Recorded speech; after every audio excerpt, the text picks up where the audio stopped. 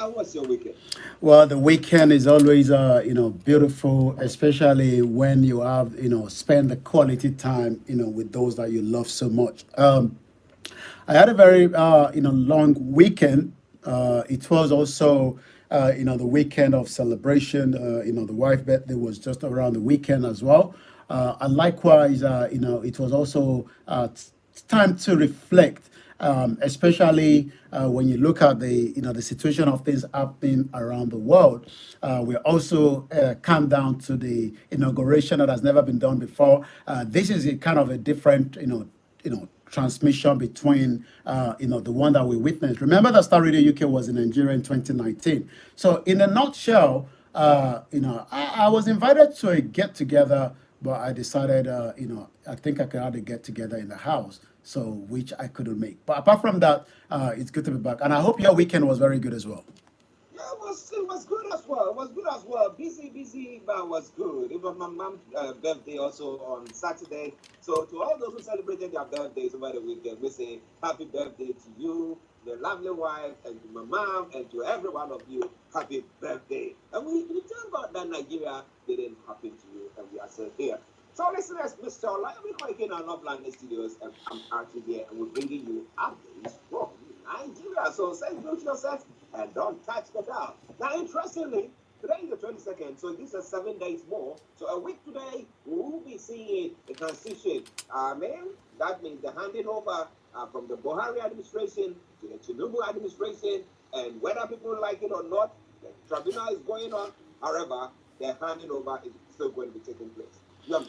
Well, Tinubu finally returned back to Nigeria. Remember that Tinubu was out of the country as well. So it was, as usual, the hope. Because, I mean, when you look at the president that is just, almost out of the country, and then, there will be a lot of skepticism whether it will be back in time before I think some will be praying that Tinubu does not return back. I mean, it's not from us, but I'm sure, especially those from the obedient and the article. But Tinubu has to return back because he has a lot that he wants to get along with, especially knowing fully well that Nigeria is going through a very, very turbulent times, as we say. And that is right there, Tinubu. Let's get the engineer to give us a bit of clarity there. So you can see Tinubu there with the wife arriving back into Abuja. At the moment, he's not traveling with the presidential aircraft, or he's still using his own private jet. But yes, Tinubu returned from Europe ahead of 29th May transition. The president-elect Bola Tinubu has returned to Nigeria ahead of his 29th of May swearing in after 10 days in Europe. We know that he told us he was going for a business trip and getting the investors into the country. He was received at the Nnamdi Azikiwe International Airport just at about 3:40 p.m., which is about almost 1600 hours, by the president-elect, Shetima, and likewise the Senate President Ahmed Lawan, the Deputy Idris Wase, and others as well. The question is, as we are now cut down to these important days, there's also been a lot of security drills. I've been following the NSA, the Nigerian, main security, saying that if you do not have anything to do in Abuja, especially close to the, Eagle Square, stay away, from there. There's been a lot of other people saying that, there's going to be protests, especially those that disagree, with the election result. But we all say it is now calmed down to as much of Tinubu still facing rebellion, even among his lawmakers elect of his party choice of the National Assembly leadership. Hmm. Well, if you're listening to us, what do you think about the inauguration of Tinubu on next Monday? Week exactly today, that's the 29th. What do you think about it? Are you going to be part of the ones demonstrating there? We want to know more about it. But well, though Buhari has got 7 days to go, well, he's still continuing to do everything that he has to do as a president. So one of the projects that we were looking at in the past, that we were thinking that if that comes offline, or yes, or online, when I say online, no, not online, but yeah, upstream. That's how they say the refinery pay. Well, Nigeria can enjoy much from that. So the Dangote refinery is going to be open today. I think Buhari is the one who's going to be seeing to that. Now, Yomi, more from there. Yes, it's been a project that have cost almost 89 billion US dollars. That's a staggering amount of money. Dangote refinery is eyeing the crude oil from three continents. Remember that each time I go back to these data that I have from the OEC, is an historical data that gives the breakdown of what countries around the world are exporting and importing. So let me give us a background before we go into the Dangote story this morning. In 2021, Nigeria made from exports, export products about 57.7 billion US dollars. It's not enough, because if we have more things that we are manufacturing, we could be able to send more stuff into Nigeria, around the world. But one part that gave us a lot of money was the crude petroleum. So when I click on that, for the benefit of our listeners from around the world, crude petroleum gave us $41.8 billion, in terms of export. But remember that we are not the one refining. So we're actually sending the natural products to other countries for them to help us to refine it. So Dangote is going to be taking advantage of that now. So when we talk about the 72.5%, that's about the almost 41 billion. Indian is buying more of our crude oil, and we know that Indian is an industrial nation that they are still producing enough for around the world. Spain and France. Coming back to the Dangote refinery that Buhari will be inaugurating out today. What do we know? As the Dangote refinery began operation today, is about almost 650,000 barrels per day. When you multiply that to the week, that literally means that the amount of dollar that Nigeria spent to get this produced in and out of the country will reduce. But that does not mean that Dangote will be able to give every part of what we need in Nigeria today.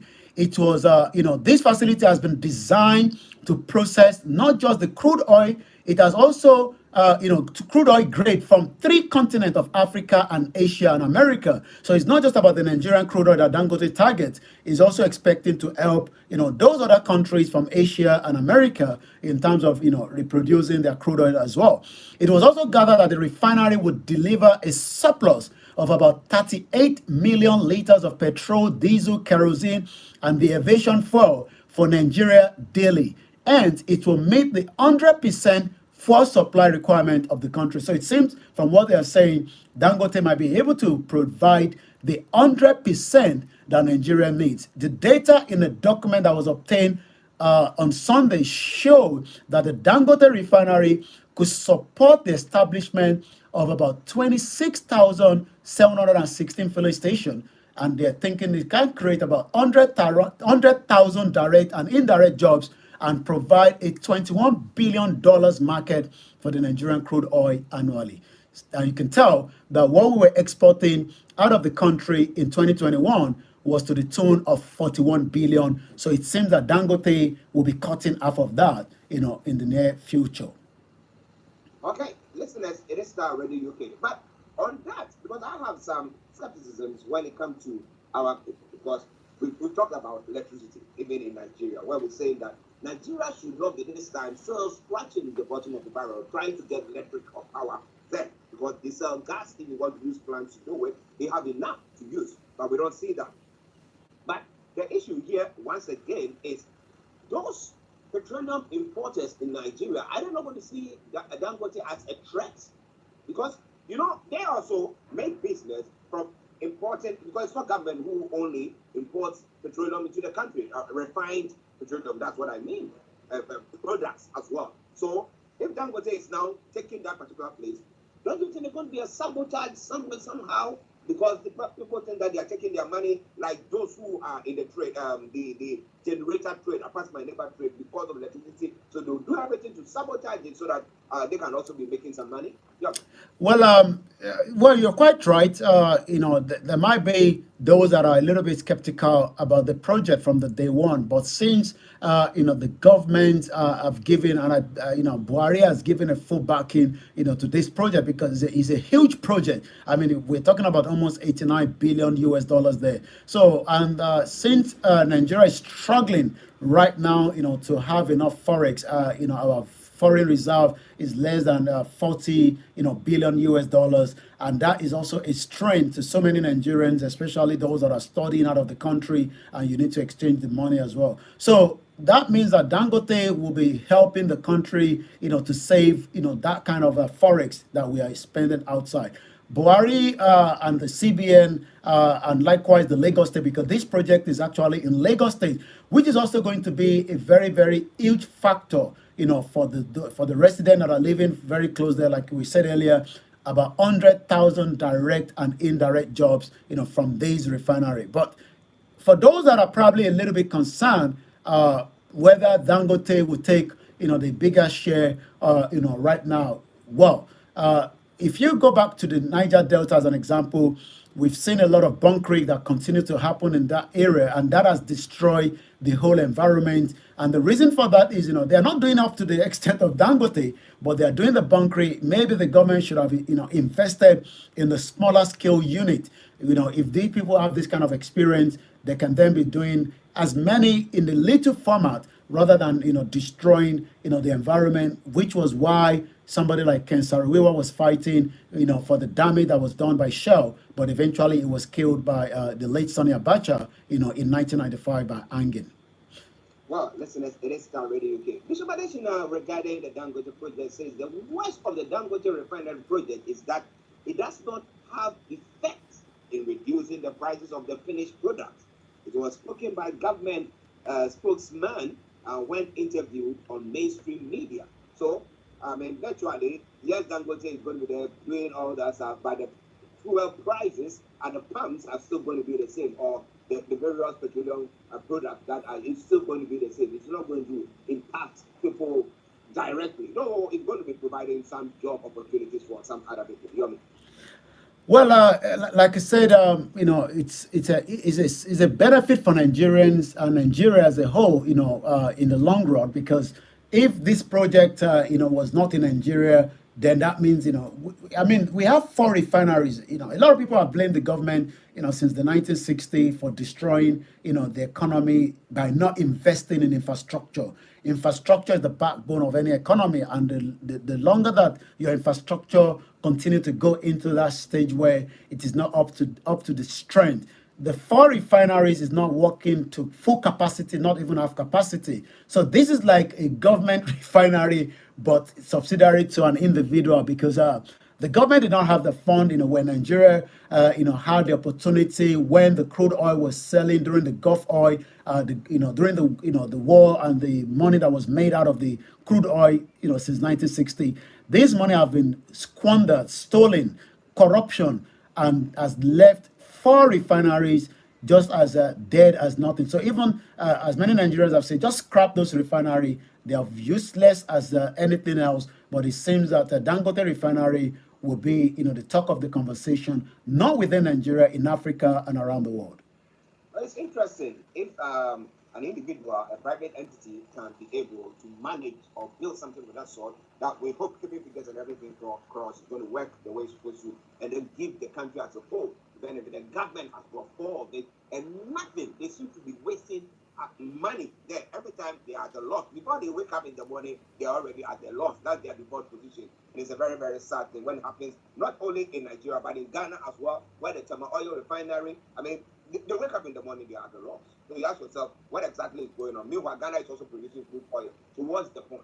But we hope all Dangote and the team, all the best there, that the refinery will be a trailblazer for those private entities in or on the African continent. But interestingly, we are looking at how Nigeria makes money, and one of the areas has been exports. Now, the food export, which you've not captured, but I just captured it, saying that 70% of food exports from Nigeria is rejected abroad. And that is scary because we've been relying. You remember Captain John? Captain John, you interviewed back in the day when you went to Nigeria for, I think, that election, the Yeah. 2019 election, thereabout. Captain John was of the view that if Nigeria will, I mean, move its focus from the crude oil, look at other agriculture products, I think the country will be making lots of money.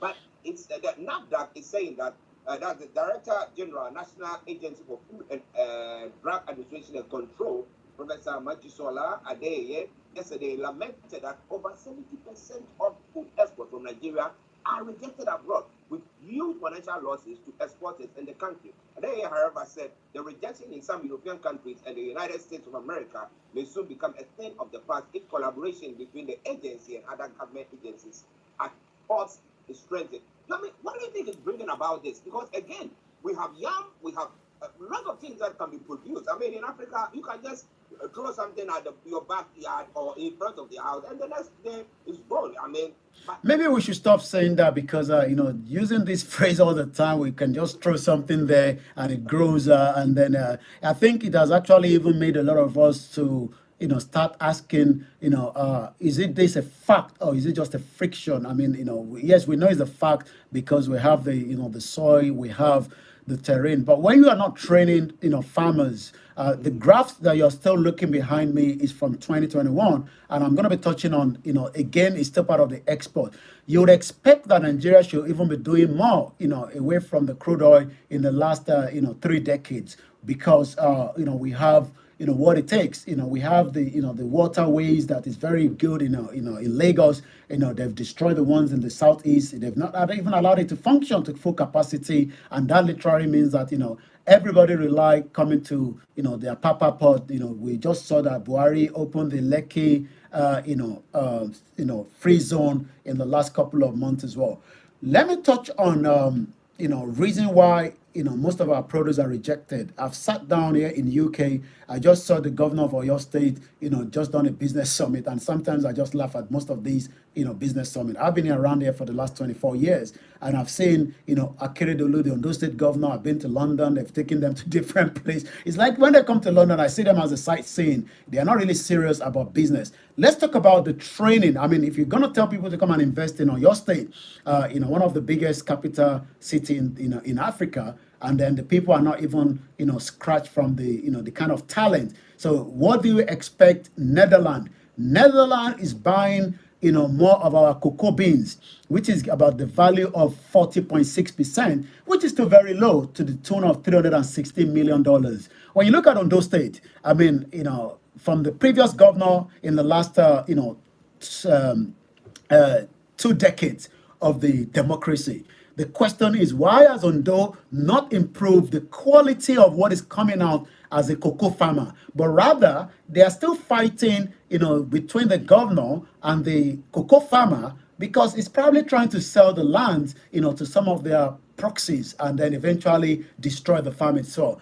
The quality has been bad. You said Captain John. Myself and Captain John, I looked into, connecting Nigerians to the market here in UK. I'm talking about almost 10 years ago. And today, we've not been able to achieve that. We went down to Spitalfield Market. It's one of the biggest market when it comes to agricultural produce that is coming from around the world.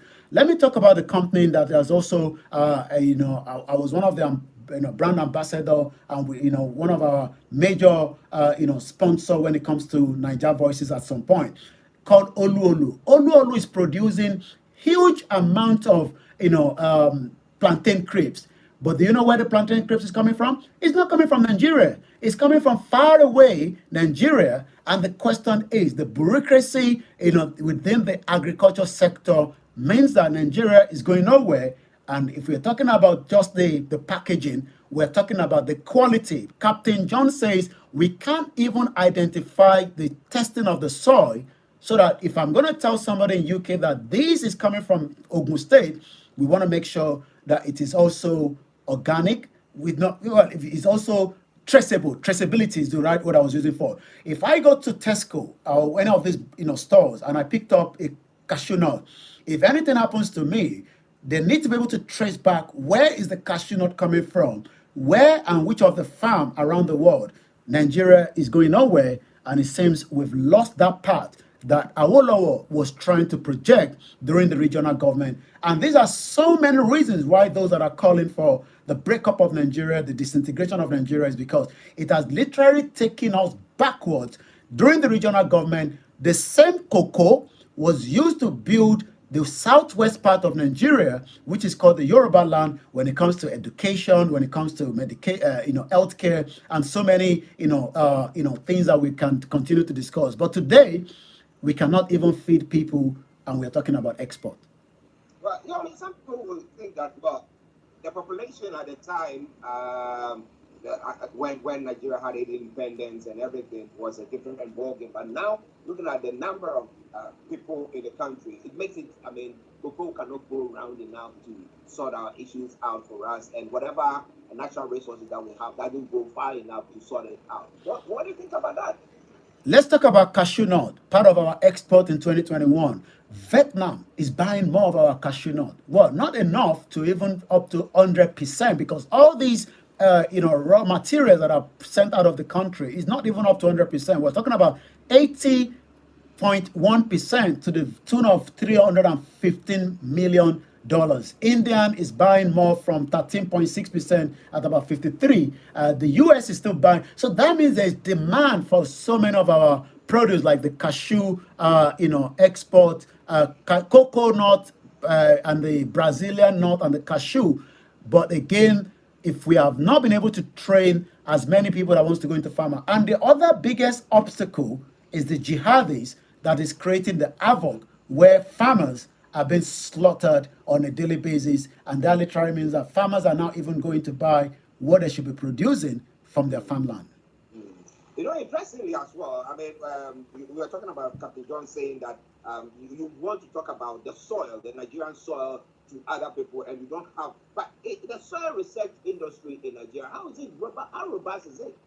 Well, when you go to Anambra State, and the yellow pepper is one of the best in the world, but today it can't get into our market. But when you go to the market, a lot of Nigerians end up buying the Uganda pepper, and you wonder why we should be buying the Uganda pepper when the yellow pepper that is so rich in terms of the testing and all that cannot be done brought into Europe or UK. But today it is all about the awareness, the creation. But it seems that the northern part of Nigeria that has also been producing enough food, where a lot of Nigerians are buying from, the quality is not up to standard. But again, it's because they are being supported by their own government, and you wonder why there's less threat when it comes to their own farmland with the terrorists compared to the southeast and the middle belt, and likewise the southwest. So it seems that in the north, maybe they are speaking a language that they can understand and their farmland is not destroyed. But the other part of the region, especially Benue State,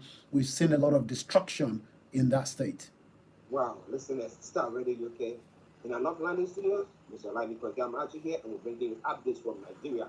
Now, Bishop Adesina says that that is the dilemma of the Nigerian government. Nepotism, and it's saying that about 20 investors bid for the building of a refinery. It was only Dangote whose was approved. Now, as to whether his bid was better, and what about the other refineries? Can't they give it to private entities to run it, and at least we can break even from there, at least.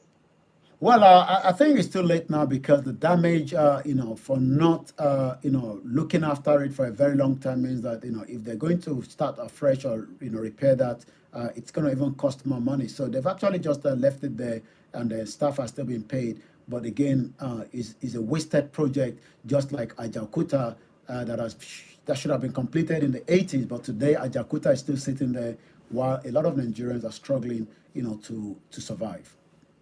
Well, listen, at Star Radio UK, we don't have the resources, but we still continue to waste the little that we have. And they say, well, they are governing you. Yeah, and we go vote for them, interestingly, Well, now let's move on. The tribunal hearing, that's one thing that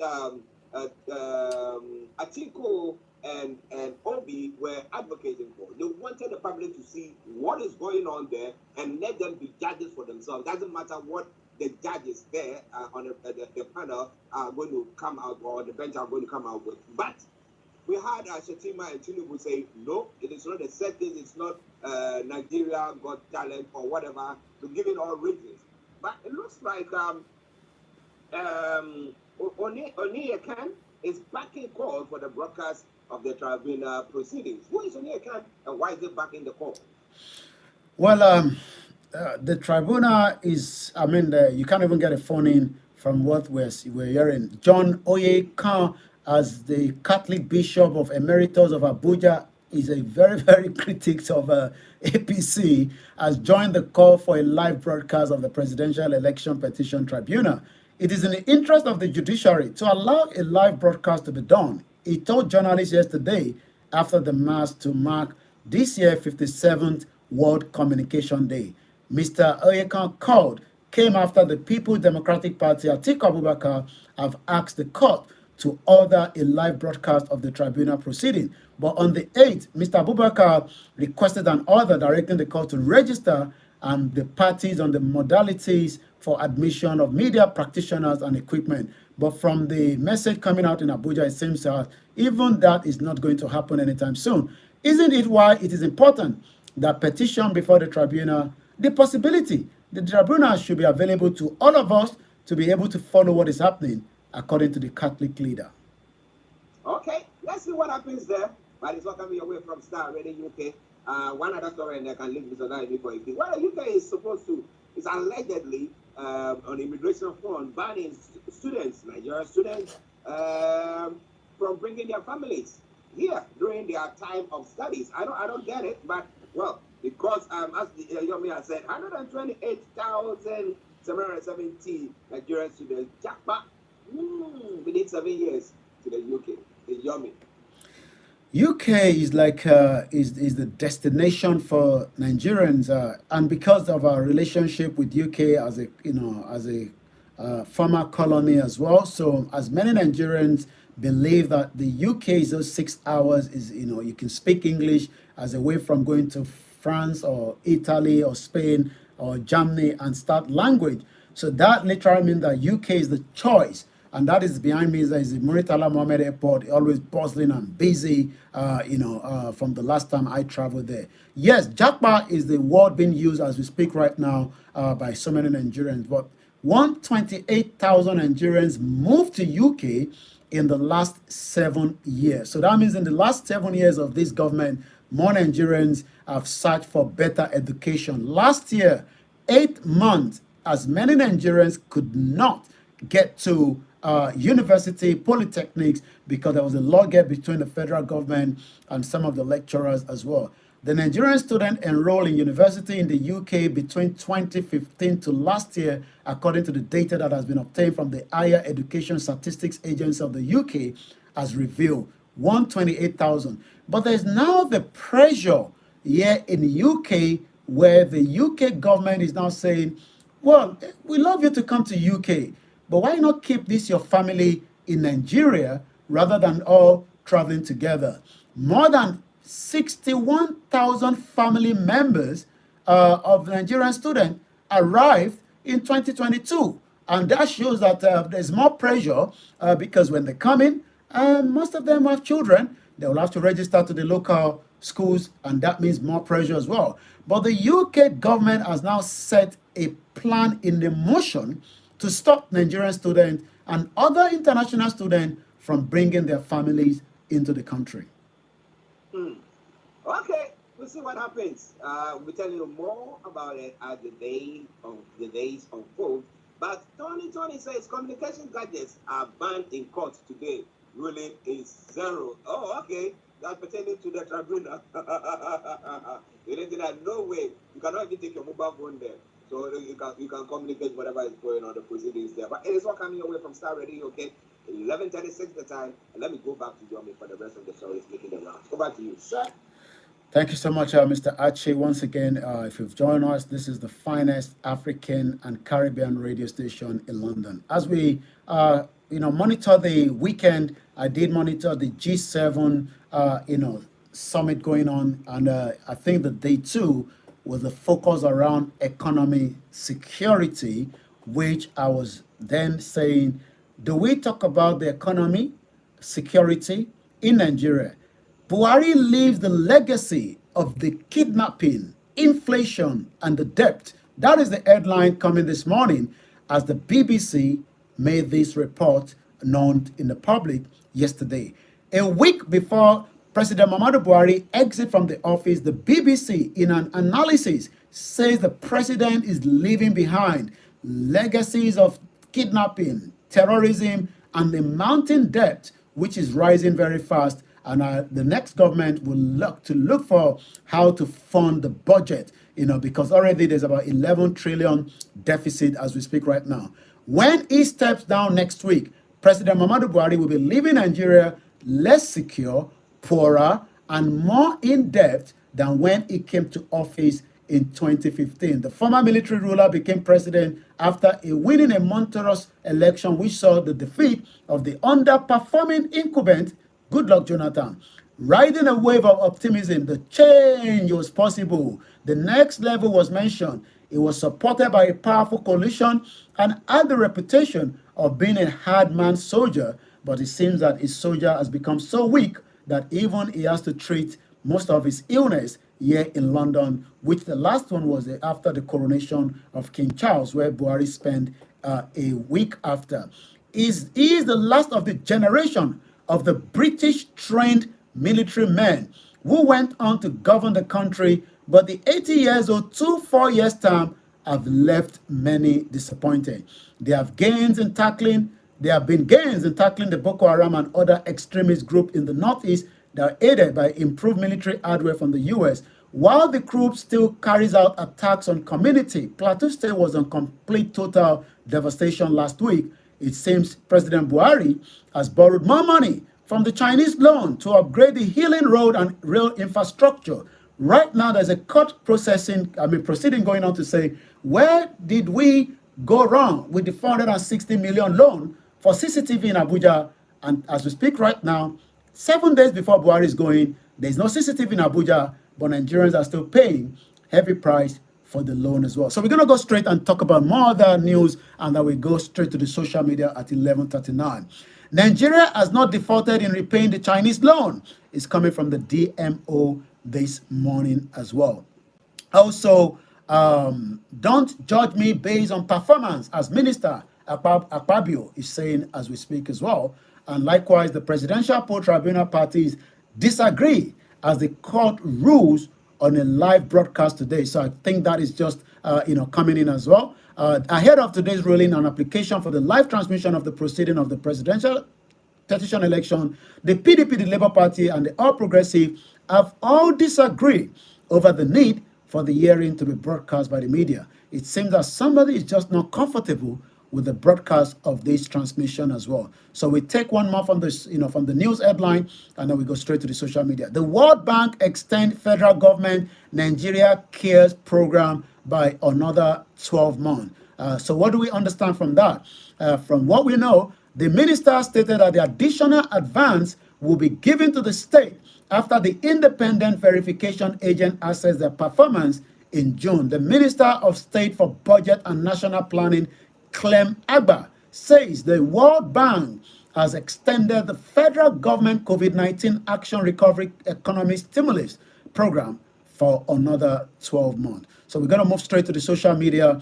I want to use this opportunity to give accolade to the family of our leader, Mazi Nnamdi Kanu, has done a great job with the special counsel, Aloy Ejimako. I want Biafrans to give them a shout out with one love. That is the government in exile and the Prime Minister government in exile, Simon Ekpa, right there. African Confidential at Bumi_speak.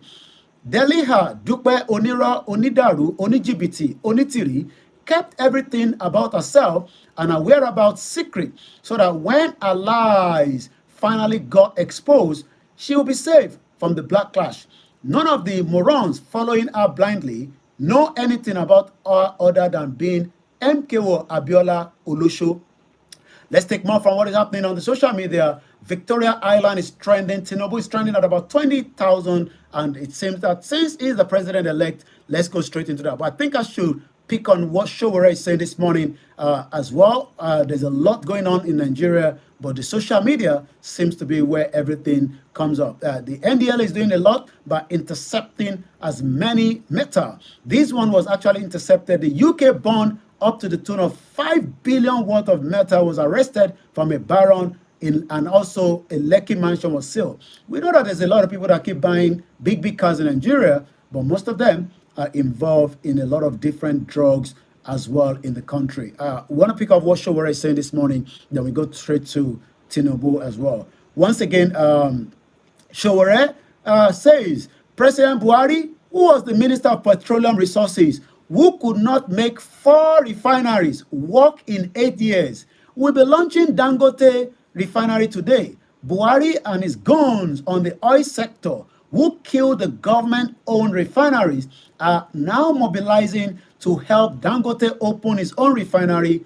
Wicked people, hashtag revolution now, hashtag Buhari the disaster. So that is from Showore there, one of our own on the Star Radio. Let's now go straight and say why Tinubu is trending at about 20,000 this morning.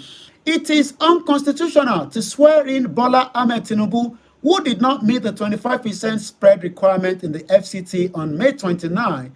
Nigerians should know that democracy will be undermined and the constitution breached if this happens. This is coming from Promise Monday, at Promise Monday as well. The fake president at Boss Fred Marks. Immediately you spot a new chick in the church, like, retweet, and follow. 25% in the FCT, and it seems Bola Tinubu is trending for do not swear Tinubu in. He didn't get 25% in the FCT. So it seems that more Nigerians are trending that this morning. Also, Peel Prince Will. This man wants to become the most useless president in Africa. Bola Ahmed Tinubu has been rejected by Nigerians. Shehu Ghazali Sadiq at Shehu Sik. Today is a good day to arrest Bola Ahmed Tinubu, the cocaine trafficker that destroyed the lives of the young people. So you can see that many Nigerians, and this one says 7 days to the May 29th inauguration. If the general election is held 100 times, Asiwaju Bola Tinubu, the Idon Gogon of Africa, will still win over them all. This is coming from Ada Anambra. So you can see that Nigerians are so divided, especially after the 2023 election. I'm going to take it and come back again to you in the studio. That is how far we can go. But like we say, Nigeria not happen to us, and we fail with distinction. This is coming from Madi Shehu. In your 8 years of disaster, you elevated nepotism to the highest level. You were visibly selective in fighting corruption. You destroyed the economy, the polity, the cohesion. You are leaving us more disunited than you met us. You mortgage our life. And this is coming from Madi Shehu to President Muhammadu Buhari.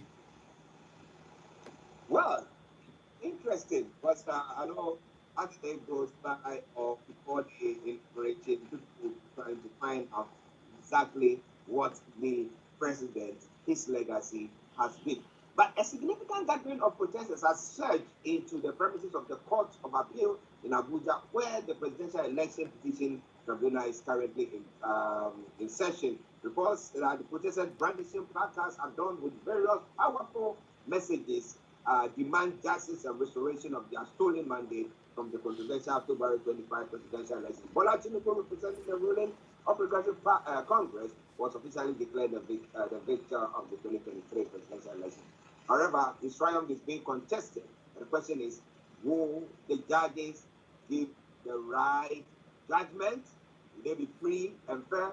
That is on the lips of most people. Bishop Adesina says Tinubu is entering office to pay loan due for June. Now, loan payment he never prepared for. Then you will know the previous government is spent threats.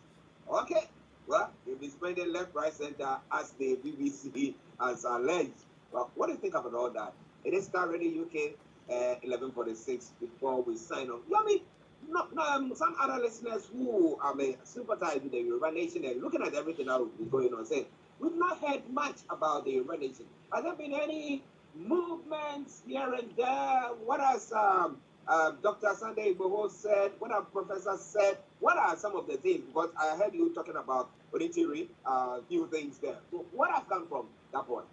Well, as we know, in every movement, just as the Wales are an independent match on Saturday, it was a complete full. I was watching that quietly, and we know that 2, 3 weeks ago, while we were having the big event of the King coronation, the Scottish were having what we can call a full independent match as well. So what I've been said is that, because of the current state of what is happening in Nigeria right now, there will not be any activities until just after the May 29.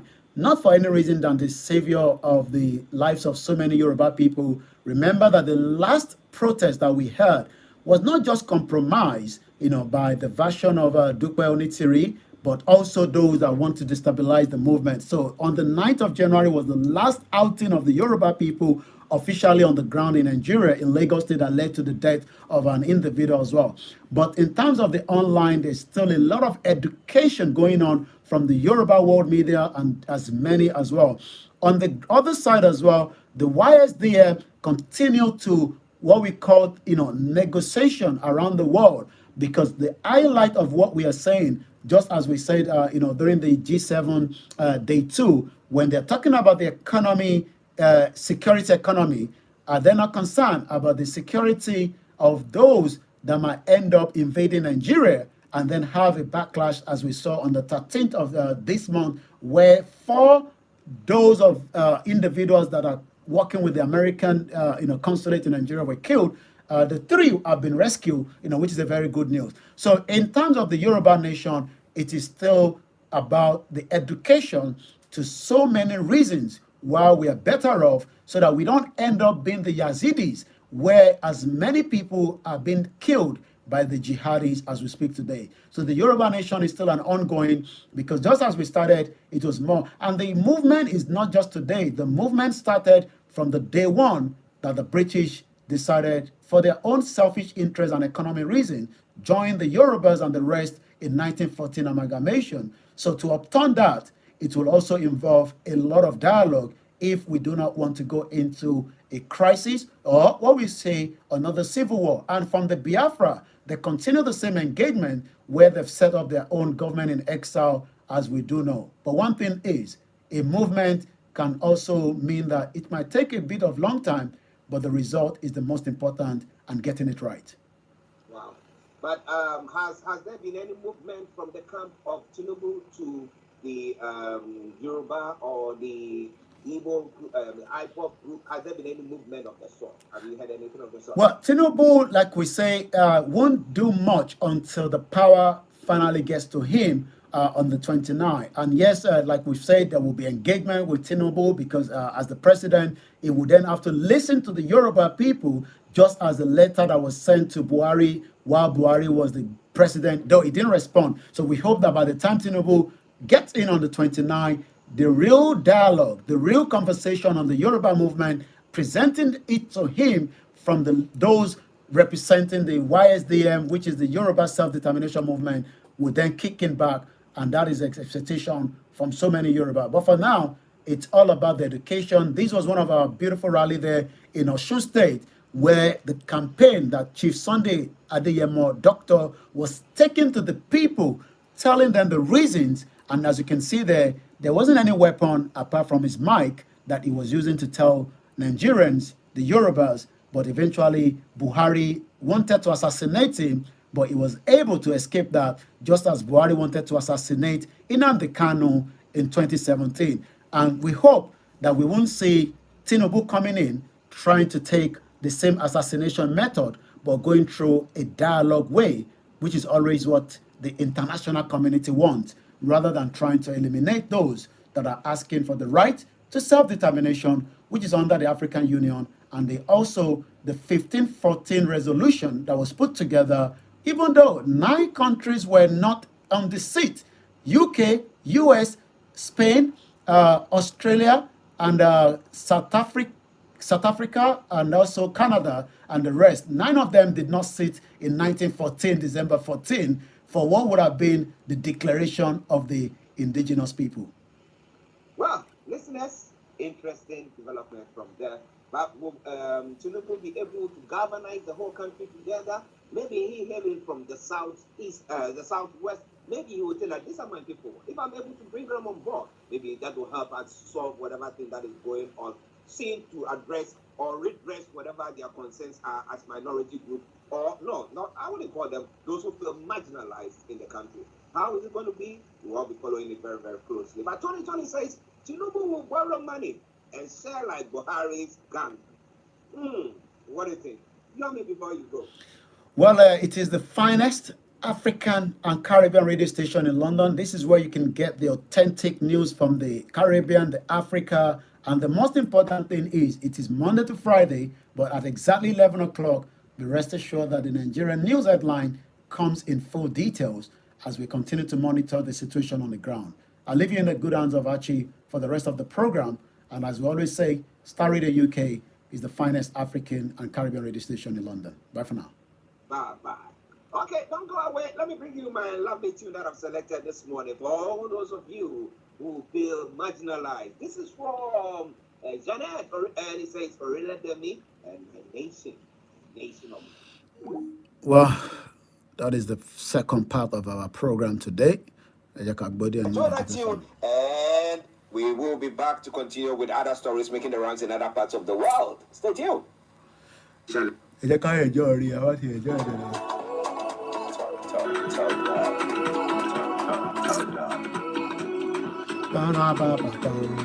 Only man fast about him play.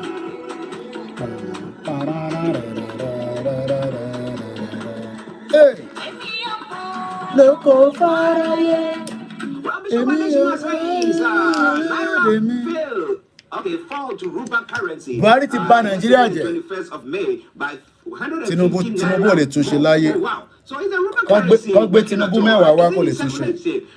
What are we doing? What is being done about it, Bishop? Let us know.